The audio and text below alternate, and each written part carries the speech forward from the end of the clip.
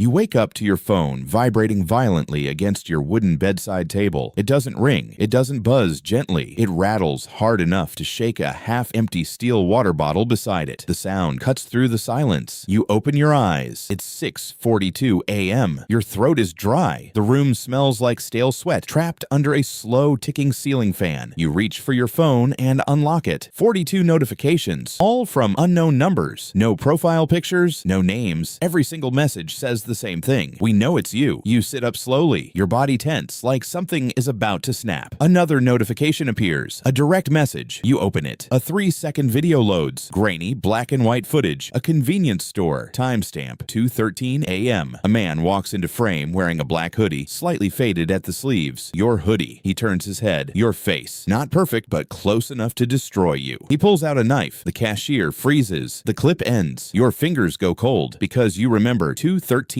a.m. You were in bed. You checked your phone at 1:58. You watched a random video. You turned over. You slept. You know you slept. Another message arrives. Another clip. This time an ATM booth. Timestamp 1:03 a.m. Same face. Your face. By 7:09 a.m. your heart hasn't slowed once. By 7:15 your name is trending. Not worldwide. Not yet. But enough. Screenshots flood in. Zoomed images. Side-by-side comparisons. Someone circles the scar above your eyebrow. Someone pulls your social profiles. Someone digs up your old photos from years ago. Every version of you is being matched, analyzed, confirmed. At 7:28 a.m., someone bangs on your door. Not a knock, a bang. Loud, aggressive. You freeze. It happens again. Open the door. You walk toward it slowly. Your legs heavy. You open it. Your neighbor stands there, mid-50s, wearing a vest, eyes filled with anger. I saw the video, he says immediately. No greeting, no hesitation. You think we're fools. You try to respond, but your throat tightens. No sound comes out. He spits to the side and walks away. At 7:41 a.m., your phone rings again. A familiar contact. You answer. Tell me it's not you, the voice says, shaking. You close your eyes. It's not me. There's silence. Then comes the question you can't answer. Then why does it look exactly like you? At 8:03 a.m., the doorbell rings. Clean, sharp, official. You open the door to two men in plain clothes. No wasted movement. One flashes a badge. Crime branch. Your stomach drops instantly. You need to come with us. No explanation. No questions. You grab your black hoodie, your hands shaking as you put it on. You try to speak, but your voice doesn't cooperate. The car ride is suffocatingly quiet. The AC hums softly. The air smells like old coffee soaked into leather seats. You sit in the back, your fingers twitching against your thighs. No handcuffs, but the door locks automatically. You hear the click. That sound stays in your head. At 8:47 a.m., you're in a windowless room. White walls, scratched metal table, two chairs, a camera in the corner with a blinking red light. Recording, always recording. A man in his late 40s walks in. Gray stubble, sharp eyes that don't blink enough. He drops a file in front of you. It lands heavy, too heavy. He opens it. Photos spill out. You lean forward, and your brain refuses to accept what it sees. You, again. Parking lot. Timestamp 11:26 p.m. Jewelry store. Timestamp 3:41 a.m. Gas station. Timestamp 12:52 a.m. Same hoodie, same walk, same face. Every time you remember being somewhere else. You deny this? He asks, his voice flat and practiced. You nod instantly. Yes, that's not me. He slides a small scratched mirror across the table. Look carefully. You stare. Same scar above your eyebrow. Same jawline. Same everything. You're saying someone else looks exactly like you. You hesitate because it sounds insane, but it's the only truth you have. Yes. He leans back, almost disappointed. At 10:12 a.m., they take your fingerprints. Cold ink press, lift, repeat. At 10:26 a.m., they take your DNA with a cotton swab. It tastes like paper and chemicals. At 10:40 a.m., your phone is taken from you. Everything sealed in a plastic evidence bag. By noon, you're in a holding cell. Concrete walls, one metal bench, a stain in the corner you avoid looking at. The air smells wrong. You sit, you wait, you think. At 1:13 p.m., a memory surfaces. Last week, an unknown number called you. You almost didn't answer. A voice asked if this was your number. You said yes. A pause. Then, wrong number. The call ended. You forgot about it until now. At 2:17 p.m., a TV is brought in. Old, mounted high, muted with subtitles. Breaking news. Your face fills the screen. Clearer now. Enhanced. Sharpened. Doubt erased. Serial suspect identified. Your full identity appears below. Correct details. Everything. Something inside you snaps. Quietly. At 3:02 p.m., a lawyer walks in. Government appointed. He looks tired before he even speaks. He flips through your file, then stops, turns a page. You lean forward, and everything inside you goes silent. A warehouse, timestamp 4:52 a.m. A body on the ground, blood spreading slowly, and standing over it, you holding a weapon. I didn't. You start, but he raises his hand. I believe you, he says, but that doesn't matter right now. At 4:25 p.m., you notice something strange in one of the photos. A reflection in a car window. Your face, but slightly delayed, like it's lagging, just a fraction of a second. At 5:30 p.m., your mugshot is taken. The flash explodes in white light, and for a split second, you see something else. A white room, too bright, a chair, someone strapped to it. You, wires attached to your head. A voice says, synchronization at 87%. Then it's gone. At 7:11 p.m., you sit in your cell, staring at nothing, but your mind isn't still. It's racing. The reflection, the call, the memory. It all starts connecting slowly, terrifyingly. At 8:03 p.m., the door opens again. Someone wants to see you. You're taken to a darker room. No visible cameras. A man sits across from you. No badge. No introduction. You've noticed it, haven't you? He says quietly. You stay silent. The reflection, your chest tightens. He slides a tablet across the table. A video plays. A lab. White walls. Bright lights. A chair. And strapped to it. You. Not you, but you. Perfect still. Unblinking. They didn't just copy your face, he says. They mapped you. Bone structure, muscle movement, voice patterns, reaction time down to milliseconds. Why? You whisper. He leans in slightly. Because you're average. Average height. Average build. No criminal record. No one important enough to protect you. You're the perfect scapegoat. Your stomach twists. They didn't create a mask or a deepfake, he continues. They trained someone. Your breath catches. A real person, he says. Conditioned, studied, and shaped to become you. Where is he? You ask. He pauses, looking directly at you. Out there. Your chest tightens. He wasn't supposed to go off script, the man continues, but he adapted faster than expected. The room feels suffocating now. Every crime he commits helps him become you more convincingly. Your thoughts spiral. Right now, he's studying you, he adds quietly, watching how you react, how you speak, how you break. He pauses, and soon, he won't need to study anymore. He stands up and walks out. No answers, no help. You're alone again. You stare at the metal table in front of you. A faint reflection stares back. Your face, your eyes, you blink. The reflection doesn't. A second passes, then it smiles. Slow, controlled, perfect, exactly how you would, but you didn't move.